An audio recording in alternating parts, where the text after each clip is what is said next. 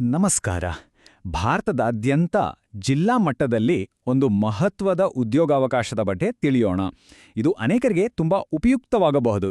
ಹಾಗಾದ್ರೆ ಬನ್ನಿ 2026ರ ಆಧಾರ್ ಆಪರೇಟರ್ ಮತ್ತೆ ಸೂಪರ್ವೈಸರ್ ನೇಮಕಾತಿ ಬಗ್ಗೆ ಏನೆಲ್ಲ ಮಾಹಿತಿ ಇದೆ ಅಂತ ಒಂದೊಂದಾಗಿ ನೋಡ್ತಾ ಹೋಗೋಣ. ಈ ನೇಮಕಾತಿಯ ಸಂಪೂರ್ಣ ಚಿತ್ರಣ ಸಿಗಬೇಕು ಅಂದ್ರೆ ನಾವಿದನ್ನ 5 ಮುಖ್ಯ ಭಾಗಗಳಾಗಿ ವಿಂಗಡಿಸಿದ್ದೇವೆ.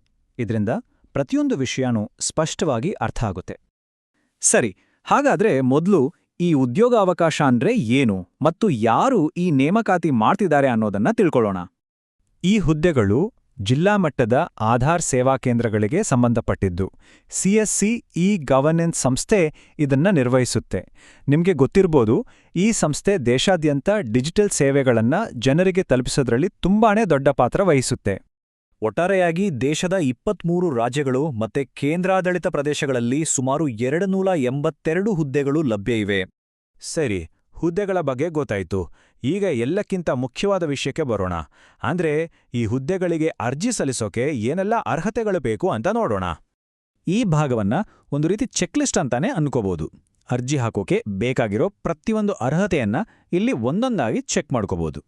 ಮೊದಲನೇದಾಗಿ ವಯಸ್ಸು ಮತ್ತೆ ಓದಿನ ಅರ್ಹತೆ. ಕನಿಷ್ಠ 18 ವರ್ಷ ಆಗಿರಬೇಕು. ಇನ್ನು ಎಜುಕೇಷನ್ ವಿಷಯಕ್ಕೆ ಬಂದರೆ 10ನೇ ಕ್ಲಾಸ್ ಪಾಸ್ ಆಗಿದ್ರೆ ಸಾಕು. ಅಂದ್ರೆ ಇದು ಎಷ್ಟೋ ಜನರಿಗೆ ಒಂದು ಒಳ್ಳೆ ಅವಕಾಶ ಅಲ್ವಾ? ಆದ್ರೆ ಈ ನೇಮಕಾತಿಗೆ ಒಂದು ಸರ್ಟಿಫಿಕೇಟ್ ತುಂಬಾನೇ ಮುಖ್ಯ. ಅದು ಇಲ್ಲಾಂದ್ರೆ ಆಗೋದೇ ಇಲ್ಲ. ಅಷ್ಟೊಂದು ಕಡ್ಡಾಯವಾಗಿ ಬೇಕಾಗಿರೋ ಆ ಡಾಕ್ಯುಮೆಂಟ್ ಯಾವ್ದು ಗೊತ್ತಾ? ಅದೇ ಈ ಆಧಾರ್ ಆಪರೇಟರ್ ಅಥವಾ ಸೂಪರ್ವೈಸರ್ ಸರ್ಟಿಫಿಕೇಟ್. ಈ ಒಂದು ಸರ್ಟಿಫಿಕೇಟ್ ಇಲ್ಲದೆ ಅರ್ಜಿಯನ್ನೇ ಹಾಕಕ್ಕಾಗಲ್ಲ. ಹಾಗಾಗಿ ಅರ್ಜಿ ಹಾಕೋಕ್ಕೂ ಮುಂಚೆ ಇದನ್ನ ಪಡ್ಕೊಳ್ಳೋದು ತುಂಬಾನೇ ಮುಖ್ಯ. ಹಾಗಾದ್ರೆ ಈ ಸರ್ಟಿಫಿಕೇಟ್ ಪಡ್ಕೊಳ್ಳೋದು ಹೇಗೆ? ಚಿಂತೆ ಬೇಡ, ಇದು ತುಂಬಾನೇ ಸರಳವಾದ 3 ಸ್ಟೆಪ್ಸ್ ಪ್ರಾಸೆಸ್.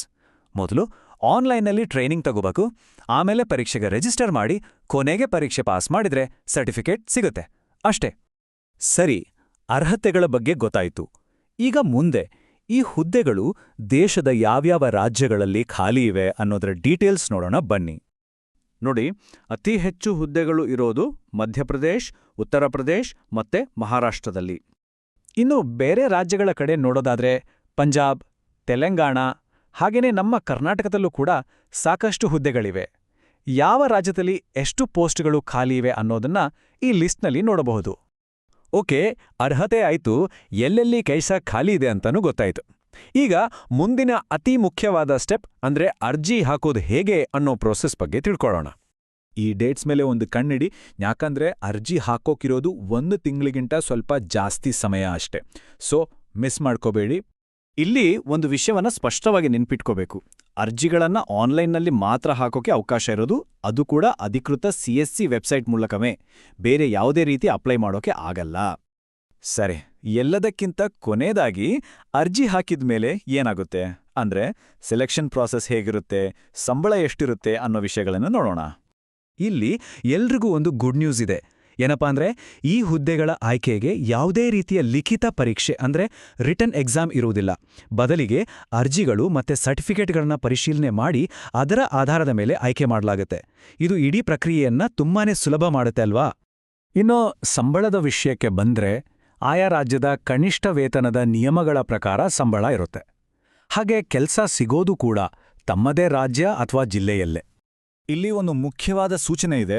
ಅದೇನೆಂದರೆ ಗ್ರಾಮ ಮಟ್ಟದ ಉದ್ಯಮಿಗಳು ಅಂದ್ರೆ ವಿಲೇಜ್ ಲೆವೆಲ್ ಎಂಟರ್ಪ್ರಿನರ್ಸ್ ಅಥವಾ VLEಗಳು ಅಂತೇನು ಕರಿತೀವಿ, ಅವರು ಸಾಮಾನ್ಯವಾಗಿ ಈ ನೇಮಕಾತಿಗೆ ಅರ್ಜಿ ಸಲ್ಲಿಸೋಕೆ ಅರ್ಹರಾಗಿರೋದಿಲ್ಲ. ಹಾಗಾದ್ರೆ ಹೋಗೋಕ್ಕೂ ಮುಂಚೆ ಪ್ರಮುಖ ಅಂಶಗಳನ್ನ ಮತ್ತೊಮ್ಮೆ ನೆನಪು ಮಾಡ್ಕೊಳ್ಳೋಣ. ಅರ್ಜಿ ಹಾಕೋಕೆ ಕೊನೆಯ ದಿನಾಂಕ ಜನವರಿ 31, 2026. ಆಧಾರ್ ಆಪರೇಟರ್ ಸರ್ಟಿಫಿಕೇಟ್ ಕಡ್ಡಾಯ.